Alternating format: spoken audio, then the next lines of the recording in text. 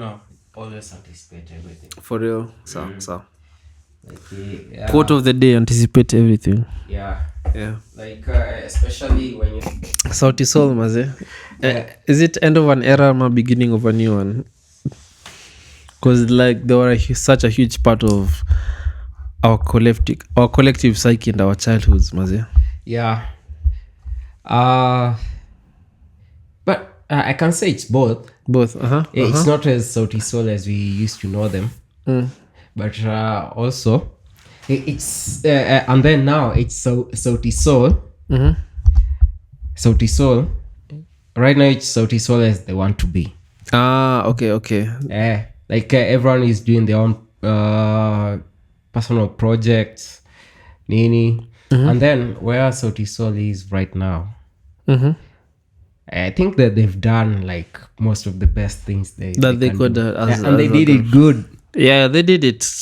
Mazi. Yeah. Kwanza I remember Sura Yako was a huge like African hit. Like Sura Yako was big. Yeah, that was like their most public appeal, mass appeal type of song. Yeah, breakout song in a way. Kenyan, good.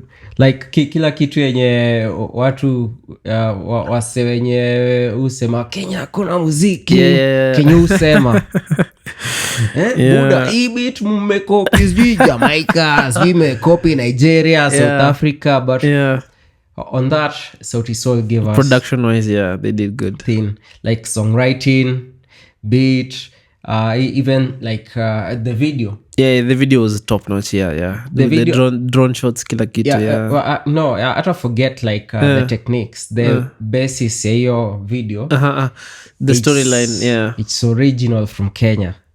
Like it was a Rurashio. Basically.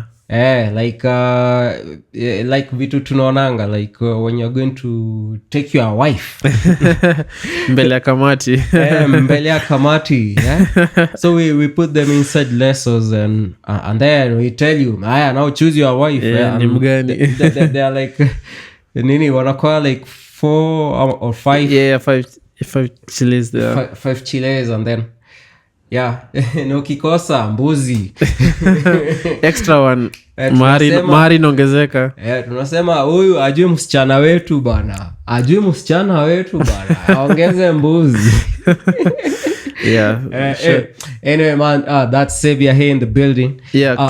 Clebz hapa hivi. Clebz in the building. Yo, so today manze leo but tume have discussion ingine even off camera we've talked like a lot of stuff about music and life in general, so glad to continue this on camera, man. Manze na bade tume brainstorm a lot of things. Sasa ile kamera imewashwa vitu zina lost. Mbona kukuwa na Mwakenya bwana? Ungesema mapema. But either way tulikuwa tuna discuss about music, generally creativity, the industry, and making the industry make sense also financially, which is an important part of it. Yes indeed. And we are also looking for ways to make it happen, you know. Unless we join politics like like Makore. Bro, Buddha, mtaniona pia mi boma suko nkitoa. No, Saviour, you can't be a politician. To be a politician, you have to just be a professional liar. You can't lie. No, see, Wajaka alini inspire, like, you know, I have dreads. Alikuja ku represent my dread people. We are dreading this thing. To be you also have to be kind of a psychopath. Like, just say things that you know are not true and go with it. I don't think you would be able. Okay, I feel like you're too good a soul to lie to us.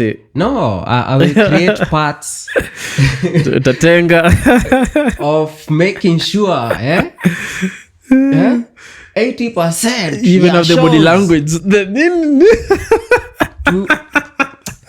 manze radio stations mutacheza 80% Kenya music. Hata 80% ni kidogo. 90% 99.9 na tutaweka mikakati maze teke mikakati na bedhe wasi wamekuwa or rather tumekuwa tukibonga about hiyo na like playing 60% of Kenyan music na up to saizi haijafika like sijui ni aje like I mean and then why the asking why is a good question. Yeah, it's a very good question because like there was like some criticism like recently from 254 Radio who exclusively plays Kenyan music.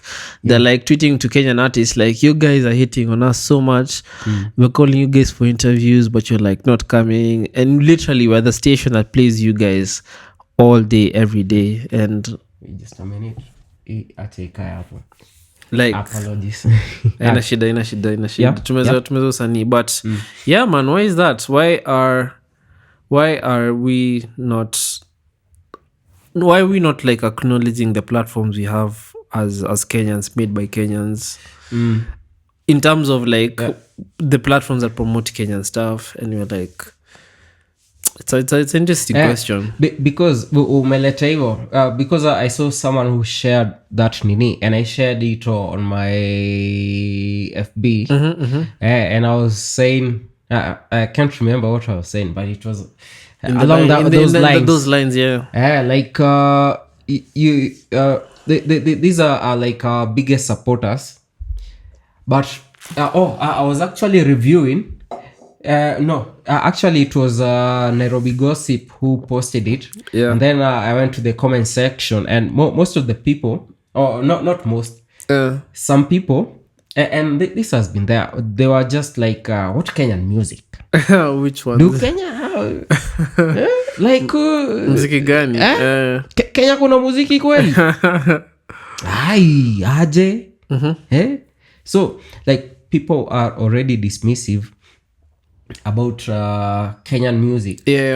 Unaona like it's like already kwa ballot tushatolewa group stages maze kabla pre-selection maze hapo ndo tumeshachujwa like already say hawatutaki kwa ballot, but either way venye mi uona most of these people ni kenye venye tulikuwa tumebonga like making that side of post production it's getting these people to know they are good music. A lot of people have done that like kumekuwa na watu ka Ariosh the likes of Mutoria the likes of you know those caliber of people hiyo Mbogi na anyone mwenye anaendaga hizo shows bro like unajua like there's Kenyan music and they are fans and these people have a following. See recently Ariosh had the show, was it at where Kani ama ilikuwa Kasarani, I don't know which was it juu Folk Fusion. Man, Folk Fusion. It was big. The last edition was really good. I would say like live people like Kenyan music because they know the songs, they mess with it. But I feel like in terms of radio, I'd maybe it's artists that like in terms of inaweza kuwa ile people are going to the big stations and channels because they feel that's where the traction is.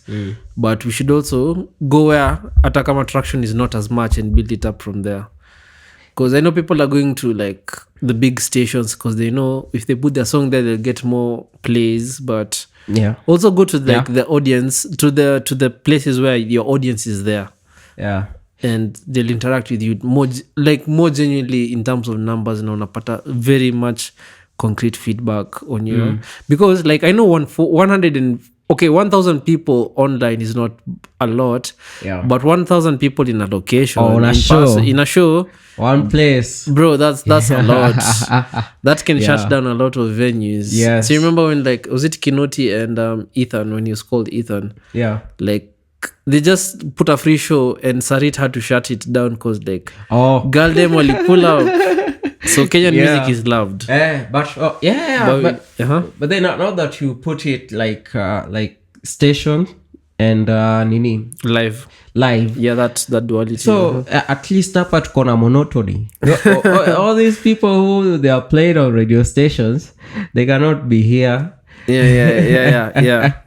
So we have the monotony on live shows. So no one will come here and say the way people say in quotes gatekeep. No one can gatekeep having like people like those people they always insist on playing on radio. You know, after like hiyo show ya Rema wase pia wali complain about Rema na BN. Though you know, we can't always be having Rema like every other month, but we can always be having BN, the likes of BN, Mutoria, kina Ethan Music. Inakuwa Ethan Muziki. Na kina Riosh. Anaitwa Kithan say. Kithan, yeah. He's I'm pretty sure he's Kithan, yeah. But endelea. So it's an interesting that's an interesting thing umesema. Jumi nilikuwa nashangaa but kwa show wase wanatokea, so that means basi kungekuwa nao international artists watu wangekuwa naenda hizo arache hizi I don't know kama kutakuwa na the same duality, but either way all the big artists wenye wamekam Kenya wasi huenda. Na for me mi huona it's a good thing because one, there's a market for that. There's a market for really people huge markets to go to a live show. So mi Kenya mi ujiuliza sana ni how can we get these people interested enough to come to our shows. That's a good, interesting question. Do we make music sometimes making like a pop hit or like a crossover song, it might feel a bit like cheap as an artist. Maybe if you have your own kind of art that you're like,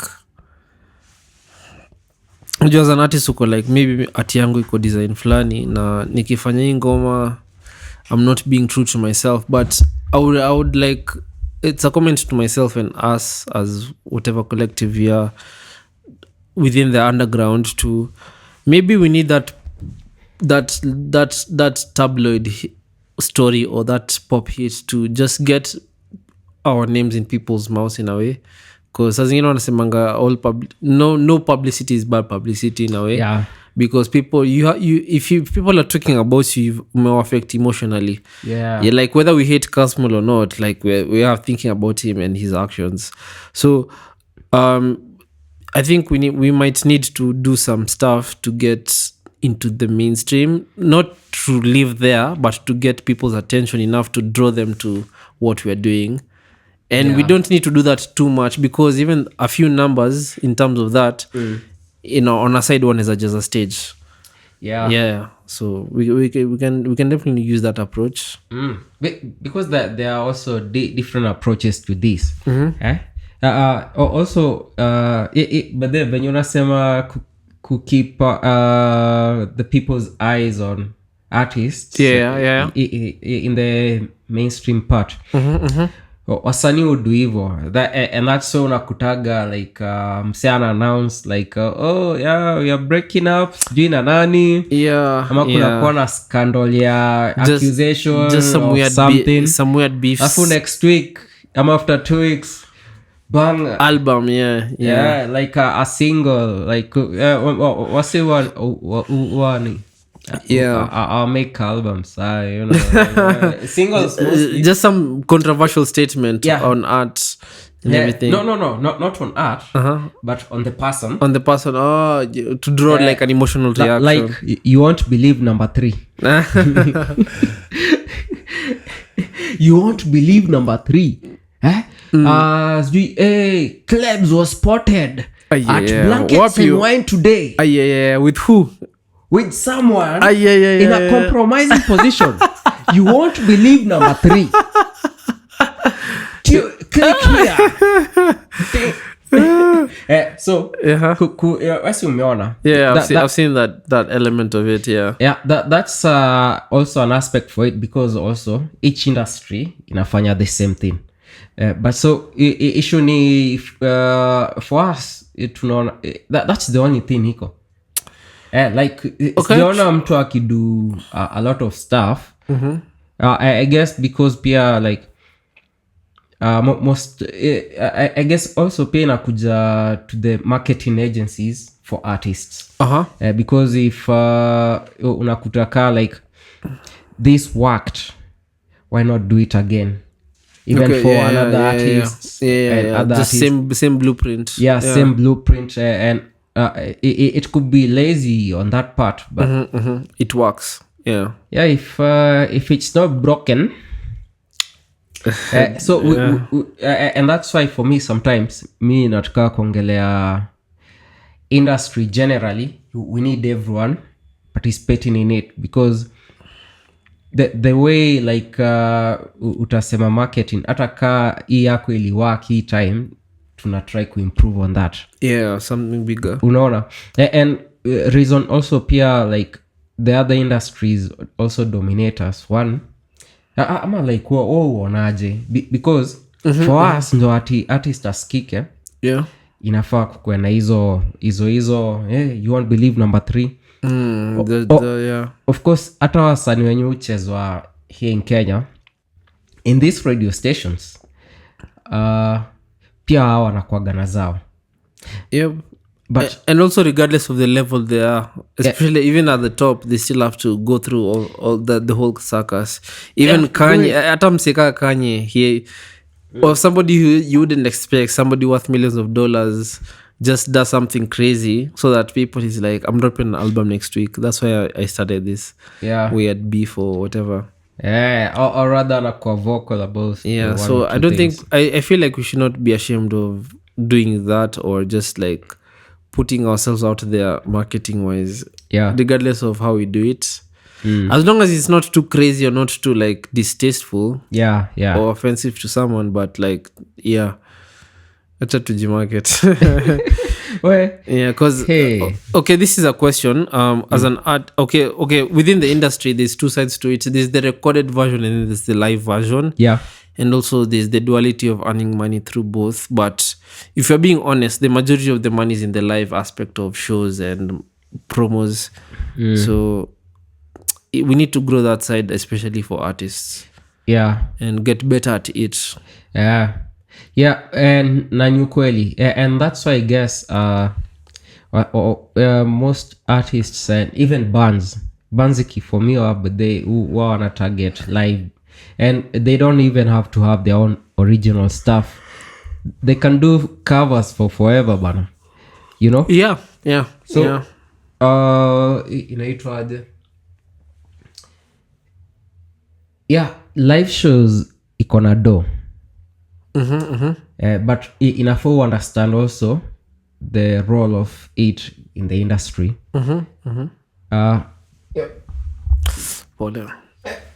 Bado ako alive.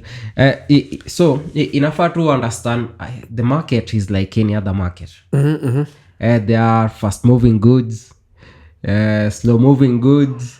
You know, see, ulifanyanga business in high school. Okay, mi nilifanya music, but endelea tu. Nilifanyanga hadi form 2. Ikakudrop ama ulidrop? Nikadrop, nikaendea drawing and design. Sijui mbona sijakuwa architect. So DD man. But you're saying? But that's what I'm giving them nowadays. Anyway. So mi wana like inafaa tu ucheki venye tu market inaenda, ujue the place, or rather a market yenye unakava. Okay. Like if you are doing horticulture, you need to know these things are moving fast and they need to sell fast. Even kwa soko like there is nyanyas and nini, kuna vitu haziwezi kaa like more than 3 days, 4 days. You know, avocado ni tricky, hata 2 hours mazeka usi mjanja ama 1 day imeiva alafu imeharibika. Utafinya leo usikie ifinyiki, kesho ifinyike kidogo, kesho kutu imeharibika. ama like ukwetu in the middle of a meal umemaliza uko like ayaya ndo nimekumbuka ni avocado. Baby hakuna kitu mbaya kaka avocado ndo umemaliza vipi. Yeah, so as the same interesting analogy as the same with avocados in the music industry, timing is everything. Yeah, timing. So there's times for like recording, times for performance, which is I would say okay the whole year generally, but October to late January is like a huge season. Yeah, and then there's that slump in the middle of the year. Me naionaga inakwaga January ndo slump inaanza. Yeah. Especially January because January inakwaga majorly because wase wanakwaga wanarudi shule, wamemaliza do like tumetoka from the festive season. Now we are coming back to our 254 nini 925 back to the grind man 254 buda man kwa damu literally like wasame wanarudi 254 because wasame enda watcha and then they're like okay you need to come back and make money and stuff. Yeah so hiyo inakwagio time umespend a lot of time probably blow up your bank. yeah and then if you're an African umenda home, black tax, your mom, everyone is asking you for money. Yeah but either way unakwaga umeplania like okay hopefully you've planned for it. Una planningi but utaki ku blow your bank. Yeah so but there's that low season in terms of cash flow in general. Na ionaga inaanzia January inakwaga one of it because people like no one is looking for entertainment as much until end month January and then into February because of Valentine's. True yeah which is like the first like spending increase of the year and stuff. And people are ready to spend or do something that time, so more than ready. Valentine's is big bro bana, it's big lazima tuwalete maua you know. Nika last year yenye tulikuwa pamoja there was a chick who had a bouquet of flowers. Yeah it's a huge market for romance and everything. For sure. And then I don't know I was somewhere state-wise. So I was talking to her like for me I really don't see the need for flowers or anything because they're gonna die. No, like I don't know. And so I was asking her and there was another chick over there one who was performing too. So it was like what's the need for this? That's the chick saying that? No, me. Oh, you okay. I'm like, yeah, I know it's important, I can buy for you, but is it really that important? I don't know. Me and we had a big debate, man. I mean, it can be like also for aesthetics, and also it's the thought of it. It's not like the flower themselves hold an intrinsic meaning, but also from a monetary standpoint, it's like if you can afford to do it, like why not? Yeah. But also it's just some. I think there are things as guys will never understand. That maybe it's a different effect on a chick. Like if you me nipatie ugali na nyama, kwa nini unanipatia flowers nitakufa? That practical aspect of it. So our thinking is a bit practicality. So after Valentine's, pole ku interrupt. What's the next like like season? Would you say Easter? Of course Easter weekend, people going to Naivasha, shenanigans and stuff. No, at least it's Easter and just know we have a holiday there, 4-day holiday. Especially if it lands on like a Thursday Friday also jibamba. Yo, Thursday Friday hadi Sunday So I think this is another thing. I know wase wengi wanakuwa wameplan but hizi ndo season za kucheck, and then saa season nyingine ni saizi like kutoka sai hadi like inaitwaje hadi December. December, yeah. As a creative, if you don't get that part right, I mean, no pressure, but especially if you're somebody who relies on like live gigs, come on, DJs. He was telling me that's when they make their money for the year. Like pay your next year's rent. Say mazeka kayo bagi na kam lipa hadi July. Tuliza kwa magaldium if you're a guy, but just pay the rent and then jibambe. So that's basically it, man. Kuna anything else tunaweza ongelea? Any artist wenye mmekuwa excited within the scene? Kuna wengi, starting someone here in the studio already. Clebz maze, check out my new single Bash out on all platforms. But they but mbona uimbi? I'm always on the production side, man. I extract myself through the chords and everything. Kazi tu ni kufinya.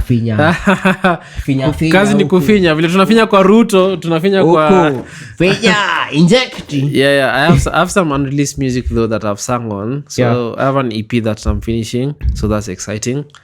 There's a lot of amazing Kenyan music on the way. So that one will come back. It's coming out on November 24th. I've set a date for it. And that's it. But then nataka nkwe kwa hiyo EP. For sure, maze. I'm back to writing. So unataka ukwa our DJ Khaled. But maze, I really liked the way you understand music, and also the way you play your keys. Thank you. Naona kuna a better grasp of what you are doing. So I'm really looking forward to your EP. Asante. On my end, artist I'm looking out for is there's a chick called Maya Amolo. She's really dope. Her music is really interesting. See, alikuwa on Colors. Alikuwa on Colors, Maya Amolo, like check out her music videos and music. It's just crazy. Songwriter wise, also Nandi Boy from Eldoret. He's an amazing talented singer. Just he can like literally freestyle on anything. Nandi Boy is just a legend. Okay, so there's so much great Kenyan music. But nika unawaka na yeye juu ya tuko pamoja, as in tuko ndani ya serikali, but he's dope. Like he's talented before everything else. That's for sure. But then kitu nilirealize wenye nilimcheki like akona your presence live. You felt it, like even in studio you felt like you're in a gig and you're like just gigging, jamming for sure. Like ukipe mse, as in ukiwa stage there will be a performance. Whether the sound is good, whether niko na homa or not, where to just do, whether sound engineer amelipwa, whether utajua leo ame break up na dem yake or something like that, but the music is dope. Kunaongelea other artists that you like? One of them is not even an artist, it's a DJ. Her name is Hasira Hasara. She's even playing today at Blankets, so she's really, really dope. I've seen her sets. He has like a different type of energy, especially as a Kenyan DJ, because she plays like all genres from like dancehall, house, techno, and also she produces. So it's interesting seeing DJs who also like play their music live. The producer. So it's the Kenyan music scene. It's very exciting on some areas, like in terms of new artists. No, shout out to Blankets and Wine on Jaunja stage. You guys are debuting some nice acts. Kwanza wabedhe walileta na STC bwana. Bro, budget imeweza. Tunawacheki. Show us your ways. Hey, bro. But funny enough, Miss J and any Blankets try. Even me, I've never gone for any. Bro, Yo, we will market you. We'll give you exposure on free our marketing. platform. Hit us up with tickets, man. Like we are very big, bana. But shout out to Blankets. Shout out. Out of all the like the acts they bring, they usually have like one zilizopendwa artist who comes. Yeah. Like they even had Shalamuana at some point. Yeah. Sijui msewa disia ni nani, sijui Fadhili something, but you guys you're giving a space for, I wouldn't say alternative music, but just left field music. Yeah. Which is good, yeah. And but the iondo aspect ingine fiti, like nili like na blankets and wine. Sijali main stage so kizungu ilikuja na meli. Ilikuja ndege bana. No, walikuwa natuma smoke signal. na kulikuwa na mawingu hiyo siku. Yeah, but you're saying what about like the 2 stages of Blankets? Two stages, but they, if it's well executed iko sawa, but my point was nini, like their whole show, it's more of that this is something that is feeding the industry. You know, it's not about you won't believe number 2 or act 2, performer 2. It's more of like we've picked like things that are interesting in the music. Yeah, nini, and I think you guys, you can listen to them. You will enjoy listening to them at our show. Yeah. And yon kitu moja wana like na Blankets and Wine. Curation. Curation. Yeah, and pia ilini inspire even coming up with something like Skia Sessions. Okay. That's interesting. Yeah. That's one thing about it. And like for this manze kubri Nasty C, because nimekuwa nikimsikia anarame ngoma fiti. Yeah, shout out Nasty C, man. Shout out. Yo, we are going to give you exposure. We are big people in Kenya, bana. Yeah. Don't believe the numbers. We are the ones telling you. But shout out Nasty C even from like 2016. Yeah. Because like it's good music. And another thing also, but they coming back to why don't we play more Kenyan music? Also unacheki something like Nasty C, like I'm excited to see him. You know, like if today and it's I not was bad able to go there because his music is good. It's not bad. So I'm like, we also need to have people thinking about us like that. True. And having products to back us up. True. And I would say it's not that the products are not good per se, it's just like them reaching the audience is the tricky part. So yeah, what's your perspective on that? That's mine. And I'd add on that, there's a lot of good Kenyan music. It's just like, how does it reach the people? And also a bit of criticism on the artists really need to up their game creative wise, because there's a lot of repetition and just like jumping on trends and copycatting within the industry. So as in that is are not like scot free, pia wako na viboko kiasi wanahitaji. But unaonaje saya, but they, speaking of your copy as a producer, as a copy cutting, but sa like your views on urban tone, kina gengeton, like my views on that is like it's a good art form and I represent my youth wa ghetto mbaya sana. But like shida ya hizo waves mbili za music, they are struggling with longevity, because you'll see them have like 10 good tracks that carry them over a year but could sustain, and then they'll get that lump sum of clout and cash, but like over like 3 years it's hard to see people putting out like an album or making a career work out of music. So I mean, sampling is good, but past a certain point you really need, okay, this is on urban tone, not even gengeton, because urban tone is heavy on sampling. People like get tired of samples really easily, especially if like they're not tastefully done. It's like, mi najua hii ngoma mazi, like hisi ni copycat, even though like the producer has done the drums differently, everything, the vocal different. So people want original stuff, which is it's a huge problem for urban tone, because you can only sample, not that sampling is bad, but you can only sample to a certain extent.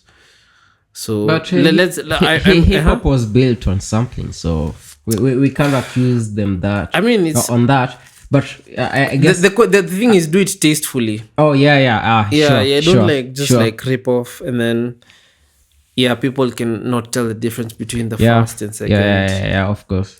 And also Pia, I guess the biggest pain point, especially something like Cabanton, it's like taking the beat more or less exactly the way it is. It's not as tasteful. I mean, the producers are trying, and they're my friends and I know them, but it's like they're not doing it enough for the audience to listen, to notice. Because as people who are like into music would notice, like, oh, you did the drums differently, or like you've mixed certain things differently. But for the audience, they're like, see, this is just this. It's the same things. Yeah. So but there's that aspect of that, of which so but they actually nianze kutackle on nini production wise or rather not production wise, like culturally, the way it is. I think venye wase wengi wamekuwa kiaccuse Abanton, imekuwa unfair because these kids indo reason pia tunaongelea to play more Kenyan music. These kids grew up listening to whatever they are singing right now. They resonate to those beats, and we also resonate to those beats as people who grew up in that era. Much better. Is it a crime for them to just like appreciate the music? And that's use a good it. question. That's a good question. Like you can accuse them of anything. So anyone mwenye anatry kusema originali ama sijui nini, wakwende masanzi wakwende bro, wakwende Buddha. But shout out to Abanton. If you compare it with Gengeton, sorry to interrupt, the production quality is significantly higher, like from an audio engineering point and also a video production point, because I remember Gengeton had, not that the songs are bad, but from like an production quality point, there was a lot of let me say it like this. There were less numbers in Gengeton that were as good as in production wise, because like ukiangalia highlights good Gengeton songs, Lambalolo, Lambalolo, vidatu ya mtatu wasa kibanju mtaani and stuff. But let's say Wakerido. Wakerido was really good. That was good. Like tuseme tu Wakerido. But mi usema like hiyo kitu probably venye nachukulia vitu positively. You're an optimist. You can say that, but I'm a realist. But my only bias ni na approach through culture and that type of thing. Oh shit.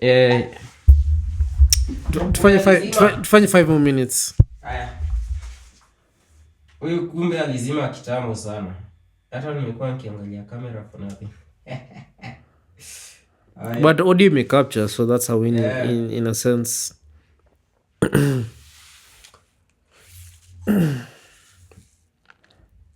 Abanton, it's not Abanton versus Gengeton. It's just like a comparison of what did Abanton guys do right that Gengeton guys missed, which is an interesting question. But that's really interesting because royalties they have done it right. They've done it right. In a way, marketing wise also, because like TikTok, as much as my only thing ni wasichapwe na copyright.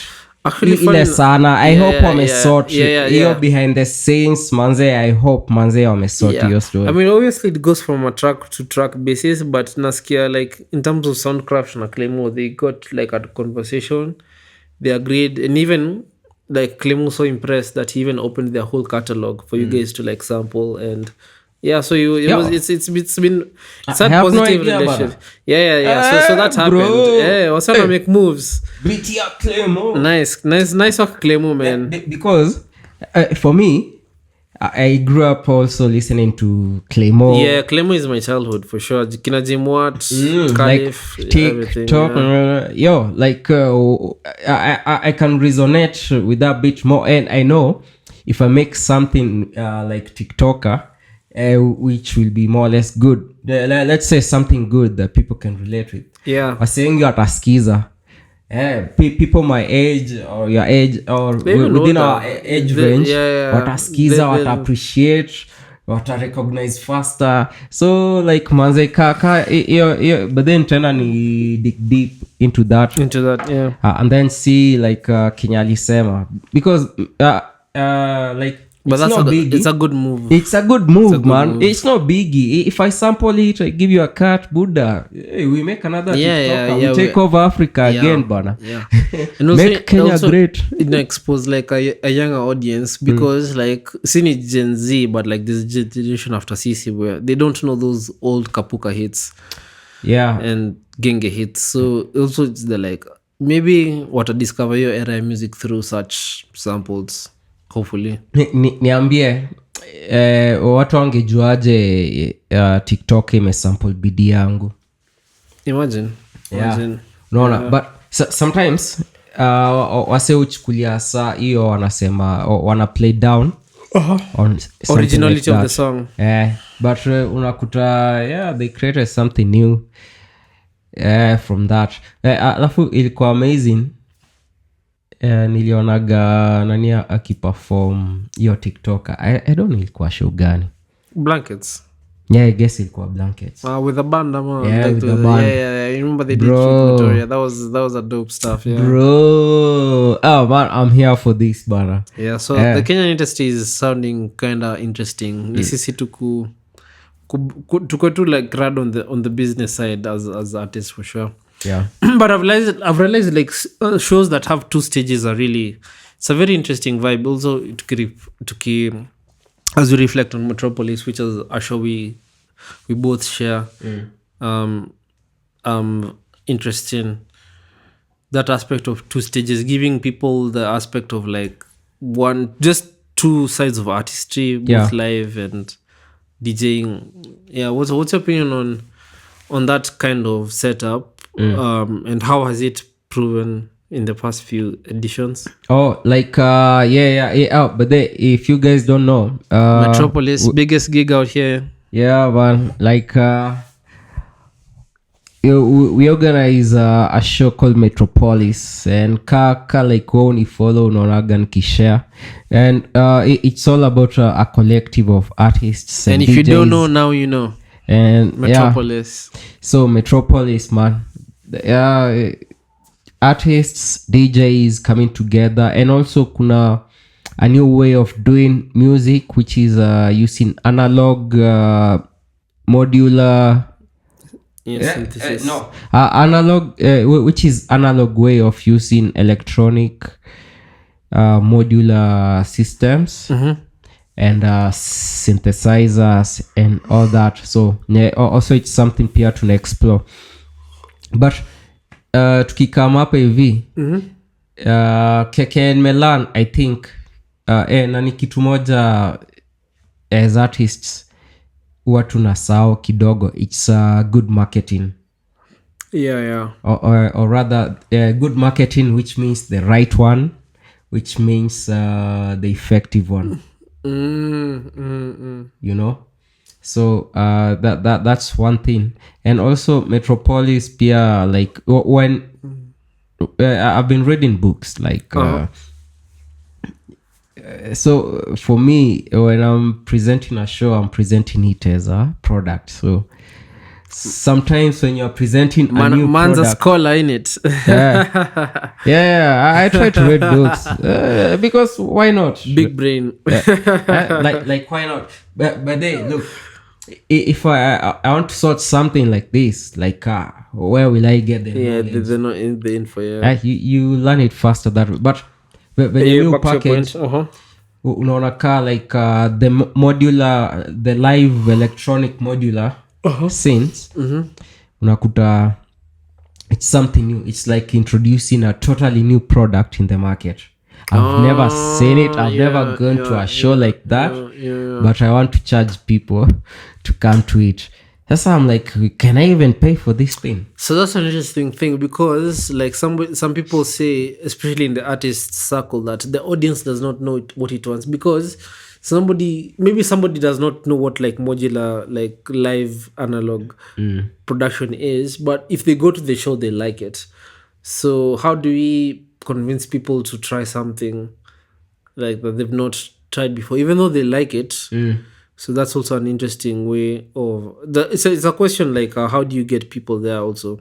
Yeah. Do you use like a DJ they know to get them there, or it's more or less friends of friends. Okay. Like fans of the genre in the music. Yeah, fans of the genres and friends, because we don't have many people being fans of like let's say deep techno.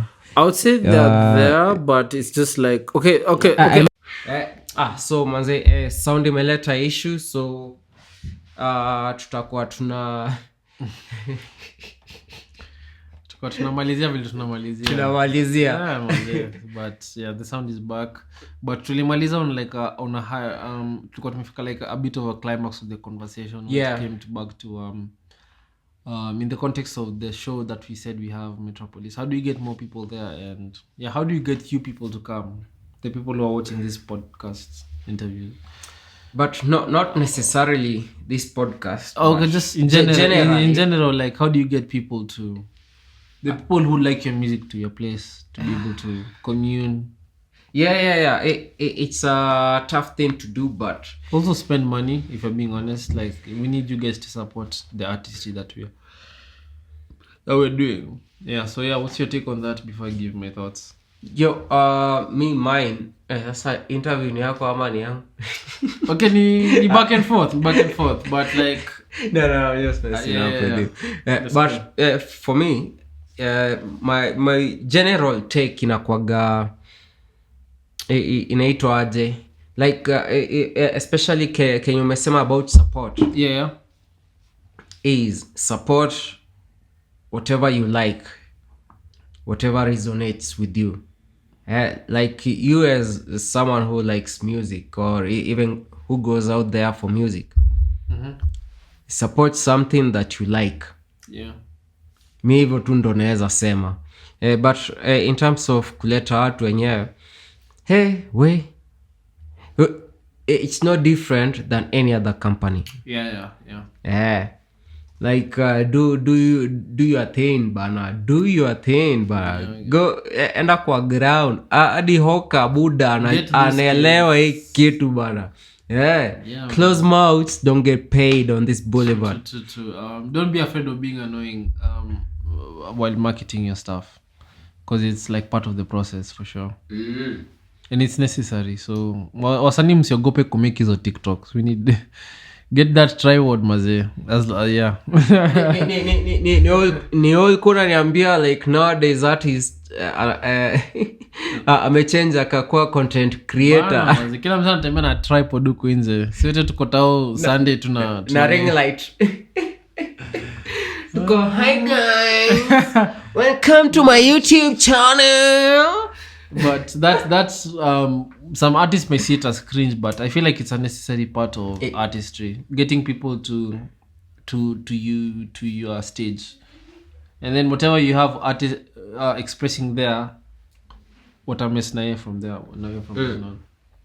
Let me put it the way there's, I don't know who said it, but it was one of those things I was reading, like if you are doing things, you know venye unasemanga venye like leo umenisho venye una appreciate sound engineer sana.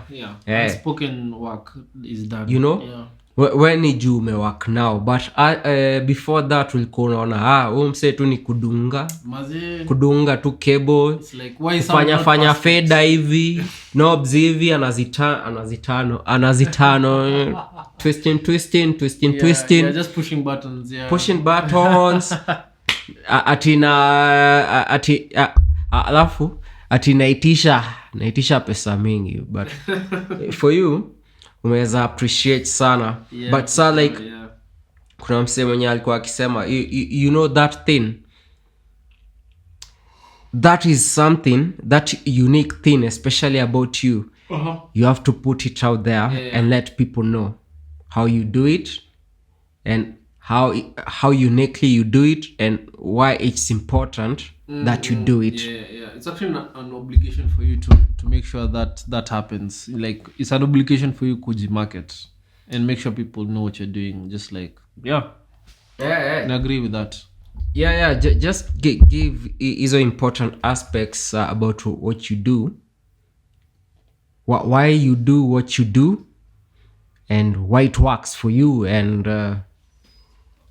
I guess in a resonate with along those lines. So I guess maze ilikuwa that was a dope conversation, man, for sure. Chapeka convo tuli get distracted kidogo but the sound hapa na pale but lakini kitu imezima. Acha ni cheki ni battery